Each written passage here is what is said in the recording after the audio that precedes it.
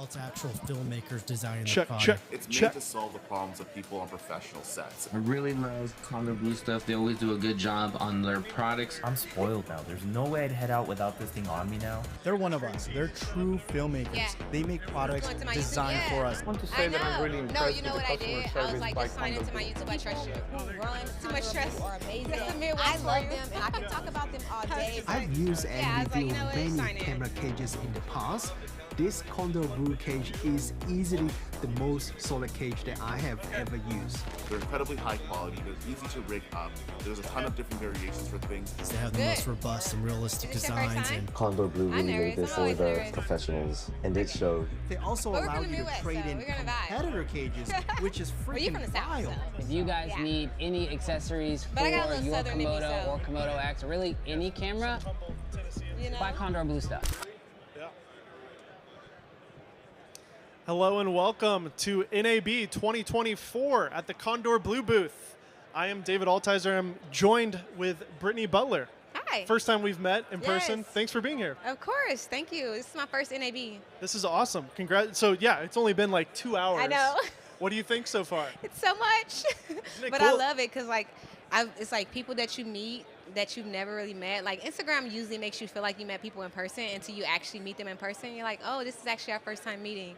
So, like, everybody from, like, YouTube to Instagram to Twitter, I'm like, oh, my God, it's you, it's you, it's you. So that's the best part, honestly. Absolutely. Yeah, and it's all the gear. It's all the things that you see online. You get some hands-on time. Yes. Did you get to see the Blackmagic camera yet? Are you going to go Oh, see yeah, that? that was the first stop. Isn't that exciting? That'll It be was the really first cool. stop. The thing is, it was right at the door. It's right before the Condor Blue Well, we booth, came in the of wrong course. way too.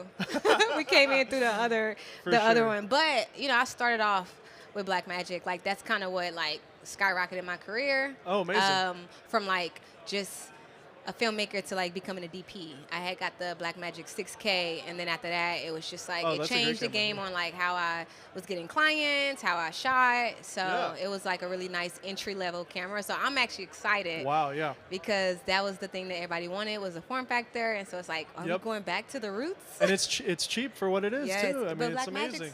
So, I mean, that's a great segue into, like, your career. How did you get started into filmmaking? And then I would love to hear about your YouTube journey as Yeah. well. But tell me about yourself. Like, where are you from, and how did you get started in filmmaking? So I'm originally from St. Louis, Missouri, and I went to the University of Missouri, Columbia, Mizzou.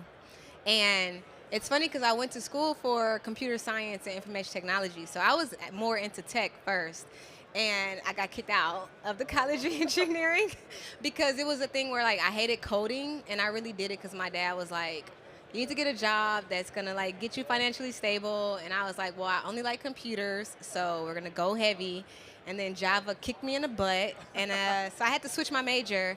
And during that time, I worked at our tech store. So I was selling computers, selling cameras, student financing every camera I can. And my first one was a Canon T2i. Well, that's the best. That's Yep, the GOAT. Yeah, and then from there, I just started shooting, I'm not going to share my age, but at the time, YouTube was not even a thought. And so, yeah, I was just, like, shooting and learning. And then once I graduated, I was like, I want to move to LA and try to get into production. So I moved here, and it was rocky for the first 3 years, and then I was just shooting behind the scenes. So I got my equipment stolen. What? I know, this is a That's long LA road. for you. Yeah, I got my equipment stolen. Welcome to Los Angeles. Yeah. Robbed. And I met a guy off Craigslist trying to purchase a lens. He was a photographer. So I was like, if you ever need behind the scenes, I'm your girl. He actually, like, hit me up, and I started shooting behind the scenes. And For, then like, movies and stuff? for Or just, like, music videos? just like and commercial stuff? commercials, things like that, because he already had connects. Nice. And then I kind of took that and ran with it. And then after the way I was shooting it, people were like, do you shoot this and more into the DP world? And I was like, I can. So then I started getting more into, like, that DP life. And so, yeah, behind the scenes, Blackmagic was, like, your first real camera? Blackmagic was, cinema yeah, camera? because I think I had, like, I got rid of T2i, went Canon 7D, went 5D Mark III, and then I went to You're the same age as me. and then I know exactly how old you are without you saying. Yeah, exactly. Naming all these cameras. Exactly. And then I went to Sony A7 S. Original? No, the Sony A7 III. Yep. And that then was a I good had one. the 6300, Uh-huh. and then the Blackmagic. Okay. And Wow, then that now is a I'm big jump. And I went through the C200s, all of those. Oh, cool. And so with that, my biggest thing was being from Missouri and not having this on an everyday basis. I wanted to find a way to help people and teach people, you know, what I had to kind of like, you know, YouTube wasn't a thing, so I had to learn on my own. And so I wanted to find a way to be able to like give back in that way. So I started my YouTube channel. Plus, it's not a lot of like, you know, black women on YouTube really pushing in that space. And so I was always learning from someone who didn't look like me, and I wanted to create a space where at least if a little black girl wanted to like get into this, they felt like, oh, it's possible. So that's why I really started my YouTube. That's amazing. Yeah. I'm curious, what are your demographics? How many males watch your channel? So it's funny because I was So like, I'm going to 90%? go into this, and it's going to be for 95% black male. women and like all male. I knew it. See, I'm telling you. It's just a male-dominated It space. is. I don't think it's anything gender-related. I think it's just not. a weird I was like, thing yeah, that I'm so- going to be the hub for the women. Yeah. And it was like, Nothing wrong no, with- all men for sure. but- Instagram and YouTube. I don't think we're trying to... It's just how it is. Yeah. You know? Just like, you know, any other fields that are more female-dominated. It's just, you know, Yeah. it is what it is. It is. But I'm so excited that you're on the platform, that you're making content for those reasons. That's super awesome. Thank you. So tell me about the YouTube journey, because that's kind of the space that I know best. I was a filmmaker myself in Nashville, Tennessee. We talked about how you have family in Nashville, adjacent. And then I just fell in love with YouTube because I didn't have to work with clients. I didn't have to like answer to anybody. I got to like talk about things, at least in my case, that I was super passionate about with gear and reviewing that. What has your journey been like on YouTube? And do you love it? Do you hate it? Is it a little love-hate? Because you're still in the filmmaker world too. Yeah, yeah. So you balance both. How do you do that? So the good thing about the filmmaking world is it goes in waves. So sometimes I might have a month where it's super busy and I cannot get on YouTube at all. And then I might have another month where I don't have like not one job. And so I batch shoot as much as I can for YouTube. So I really kind of go in that wave. I just play around in that wave. And I'm really big on every Sunday I try to shoot for YouTube and Instagram. But I had a love-hate at first because when I first got on it, like I said, it was kind of hard. Like I didn't see, I was still trying to find my way. It is hard. It's yeah, very hard. it was really hard. And then like just meeting more people and learning that like you make the space how you want to make the space, and everybody's space is different. Then I kind of got a little bit more comfortable in how I wanted to show up. And then like just playing my own game of it and like why I'm doing it, right? Because you can get caught up in like everything, and so why are you doing it? well, because one, it's fun. It really is fun, but I think that's my like way of teaching. Like I want to like I'm not gonna be a teacher or this, but my way of teaching is through the experiences that I went through and hope that somebody can relate. Or, things like that. So I've played with so many cameras, and the fact that I am on set, I am a DP, there's an experience that I can bring to YouTube from my perspective. And so, yeah, that was the goal. Absolutely. I mean, and what about thumbnails? Do you like making thumbnails? I'm about to go AI on the thumbnails in a second.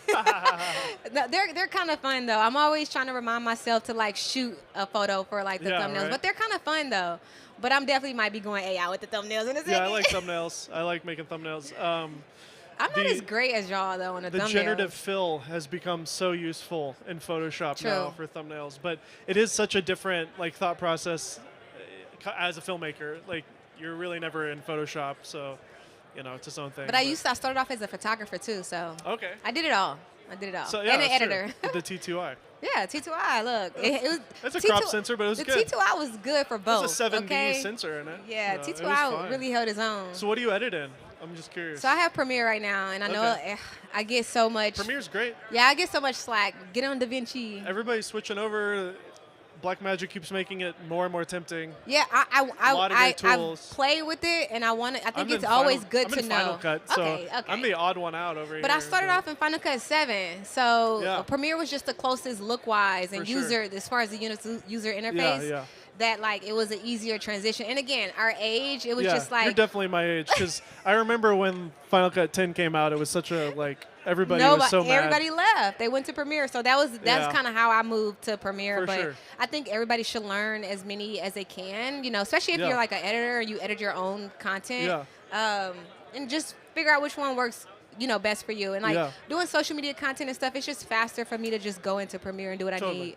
But if I do want to dial it in color and go more into color, then I'll Resolve is unmatched really with color. So what are you currently shooting on most, like on sets? Like, are you dabbling in the Venice world or Alexa, Red?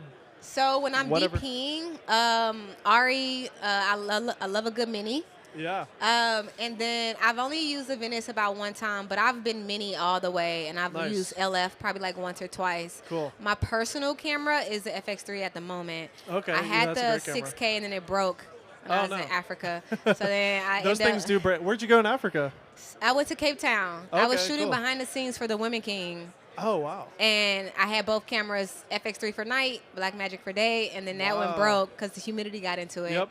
So I've been slow. I'm the type that I'm going to wait and see what camera I want. I don't want to just dive in. You're slow/smart is what you are. You're wise. Wise beyond your years. I've been rocking with the FX3 for like personal, but so I also have low the light's 6K. Insane low light's crazy, but I have the 6K full frame and the Lumix. I just got the Lumix, so I really want to I'm the type that let me play with them all and see which one works for my workflow. Yeah. But like as a DP, we rent lenses. Of course, exactly. So cameras. Yeah. Yeah, that's why I was wondering what your main thing is, and that Alexa Mini. That's pretty old now, but it's still being used nonstop. Yeah. It's just a testament to having just great sensors, and then also it doesn't actually matter that much on the high end. The lenses are the things that are kind of changing a lot. Yes. So what are you currently loving lens wise? So the Cook S4s are really nice. Yeah. The warmth for skin tone.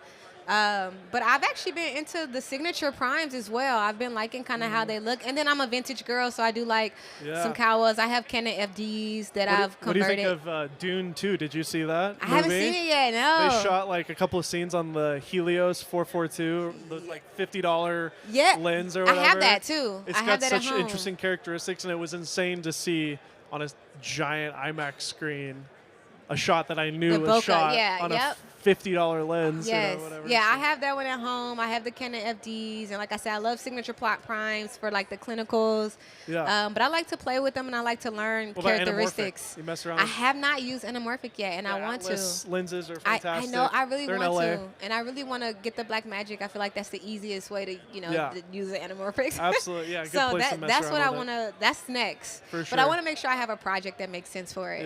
Yeah. So I haven't had a project yet that made sense for it. What would you say some of the biggest mistakes you've made in your journey that you could share with other people who are coming up who can learn from those mistakes? Biggest mistakes. Honestly, just buying gear. Buying gear because it's new gear. Yep. Now I'm very smart of okay, even though this is a new camera, do I need it right now? Yep. And if I don't need it right now, then I can hold off on it because another one might come out. So being intentional about your gear or your lenses and your filters, just be intentional about that. And then also just not having a full process. Yeah. Now as a DP, I've learned a little bit more of a process of pre-production, production, post-production. But I think that can actually translate even if you're just a content creator or a smaller filmmaker, having a process so you don't get burned out, so you kind of can learn it has always been, that helped me a lot. And then what else?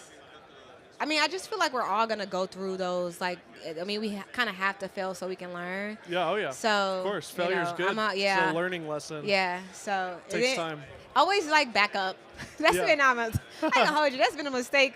Just back up. Back up as soon as you shoot. But that comes with the process, though. 100%. So just having a good process have kind of changed the game for me a lot. Yeah. So.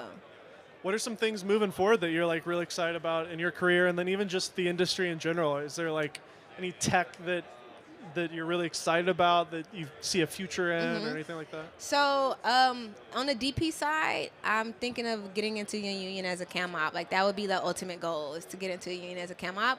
Because I want to be on the sets. One of my biggest goals is to shoot behind the scenes on a Marvel film or something like that. I just Are they still making those? People still watch those movies? Maybe, but just something that has blue screen, green screen, crazy. Massive set, $100 million to document set. This whole thing. Yeah. So that's a goal to just do that. But then also just And you have to I'm be in the union? Yeah.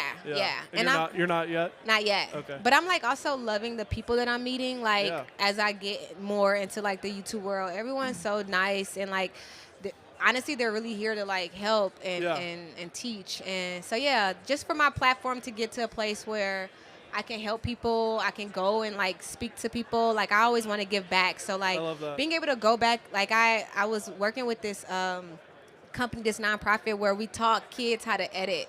Oh, that's and they awesome. loved it. And so like that's ultimately great. what I want to get back to, like getting to a place where I can just be a little more free to where I can actually just have that time to do those kind of things. That's amazing. Yeah. So Well, keep that's it the up. goal. Just be free. Be a little free. That's amazing. Cool. And travel. Like this is fun. Traveling is fun. Traveling and shooting. That's why I personally fell in love with like the YouTube world, because you get to just do what you love and find a career out of it and get to work with people that are like-minded. And Yes. Yeah. So and you it's get to a awesome. point where you're literally being able to create the type of content and just the type of films that you've always wanted to create with not too many like boundaries, right? So like that's Totally. I want to get to that kind of freedom where it's like I have this idea and I can work with this brand to really like create the film that I want to create and like give you full creative control. Like that's the real. So tell me how you got to know the Condor Blue team and do you use any of the products here that you're a fan of? So my rig, my FX3 rig, they actually did a tour at the Condor in Ontario. Mind you, it's like so far from me, but I drove there. Yeah. But I shot with the no vacancy. So it was just me. I went to Sony Cando. Okay. And that really is kind of how I met everybody. So I went to Sony Cando and met Armando and a couple of other people through some Do you know friends. my buddy Connor McCaskill? Do you know him? I've heard of him. Yeah, he's one of my best friends. Yeah. So yeah. So I went to Sony Cando and met most of the people, and then from there I was on a high. I was like, oh yeah, like this is the type of stuff. Like we went to Utah and had a good time, and then from there I shot. I was a cam op for their no vacancy film. Okay. And that was like a lot of fun, and I got to connect and meet with people and work on set with other creators. Yep. And then we just kind of kept in contact, and they've been like super helpful on my journey as I've grown into the YouTube space. So I'll like hit up Armando and just ask questions and like, so I love that. And then just like being like Lucas being like a believer and like having that around and knowing like you don't feel alone having that, because sometimes it can be a little weird. Absolutely. And so like that to me was like cool, and I'm like I kind of want to keep being around these kind of people because the foundation of it. So yeah, that's kind of how we met, and like I said, they've been like super helpful in like me growing in my YouTube space, because this is all new to me. Like, so it is crazy. I mean, I think the struggle with being in the filmmaking niche on YouTube is that at a certain point, if you want to be a professional YouTuber, you kind of have to like maybe make some choices to not be in the industry as much, because it's like if you wanted to go full tilt nonstop Peter McKinnon, like you do need to like be a full-time creator. Yeah. And so therefore you end up not shooting stuff that people want to see, and it's like this weird cycle of like, okay, I gotta talk about things that people are interested in. So therefore, you end up talking about all the new stuff. But I would push back on that and say that if you just are a creator and you just are yourself on camera and you just talk about things that you're passionate about, people will start to be attracted to that and follow that, and you start to garner a following of people who are like-minded or people who are interested in what you're interested in. So. Yeah, I think that's the route that I've taken. Like, I don't fall too much into the I'm going to create to try to get the views. I fall into, like, this is what I think is very important for people to learn, and hopefully that I find an audience for that. Yeah. Because I think you can get burned out if you try to keep doing it the other way. Oh, so I'm always just like, all right, this is informative. This is something I wish I would have known. So, and then like just knowing your audience and learning your audience or the audience that you want to have. So like, I'm very like big on that. And I know my audience is like new filmmakers or filmmakers that's trying to make that transition into being on set. And so they want to learn a little bit more than like the typical like basic information. So that's why like a lot of my videos, you'll see me on set, and I I have my BTS person not only talk to me as a DP, but talk to the gaffer so they can learn what a gaffer is. Yeah. Talk to a key grip so they can learn That's what a key great. grip does. So, you know, and then I might have a whole different video that is more just like, Wow. you know, toned down a little bit more in that space. So Yeah. I like to have a little bit more diversity in my YouTube, just I so love that. anybody, wherever you are on this level, you have something for you. Have you thought about like doing a mastermind or like a course or something like that? I was thinking about doing a course, but I feel yeah. like it's so much work. It's a ton of work. It's a crap ton of work, but I feel like you have so much value that you can add from all these other layers of filmmaking that might not have a place on YouTube because it's too long or too, you know, not algorithmic focused.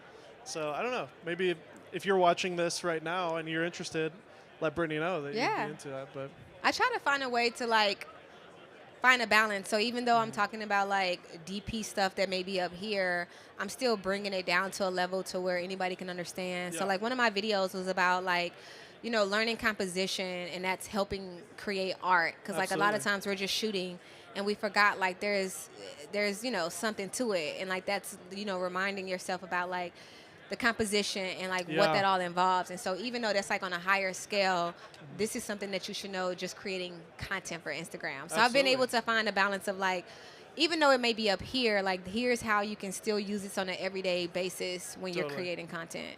what's like, if there's a piece of gear that everybody has access to that's affordable, that's maybe like a weird thing that you just love, like whether it's a little accessory that Condor Blue makes or it's a thing that you use on set that like you wish everybody knew about. Is there like anything that comes to mind when I don't know if it's like weird, but the or P-tap, cheap, the D-tap that has multiple. Yeah. And I think it's one of those things. Splitter the thing. splitter, because yes, you know, it's not like this big thing. Yeah.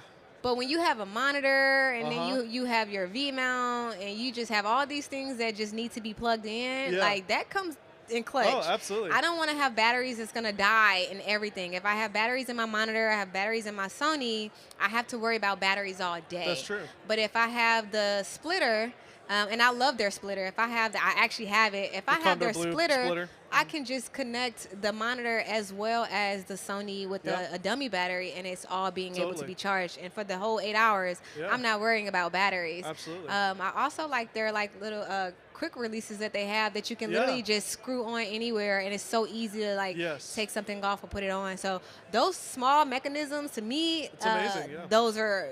The mini I quick can't, release system. Yeah, the mini quick. I cannot not have my rig without those. Yeah, they're great. Yes, the big things are great, but like those small details like is what make the rig. Being able to like transform your rig quickly, whether you're going from vertical or horizontal or whether you just need to move something. Those, And those are the products too that, like you were saying, you don't want to get super hyper focused on the new flashy things. Yeah. Like, those are tools that you can have forever. Just like a tripod. A good tripod will last your whole career. Yes. Those are so important. Like, so yeah. So you excited about NAB or for the rest of the week here? I'm excited. I'm so excited. It's like first day, first time here, first time speaking Condor. Like everything's a first.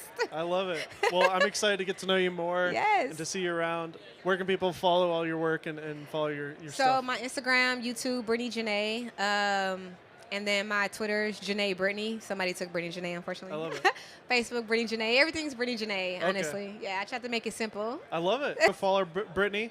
Thanks again. It was great to meet you. Of course. Nice meeting you. I'm one of the males that watches your channel, so sorry I appreciate to skew it towards No, male. I love it. I love the perspectives, like me being a woman in my perspective and then hearing y'all perspective. It's so important for men forget how unbelievably important it is to have both perspectives. Yeah. God made us in his image. That means that he has feminine traits and masculine traits. Yes. And so you don't actually get the full picture of God without either gender. Both, yeah. And I think it's so important, and I'm just grateful that you're here. Yeah, thank you. Thank you. The biggest, I think, the last thing I want to say, the biggest thing that really did make me, time I saw rig, it's heavy. If they were talking about a backpack, it's huge.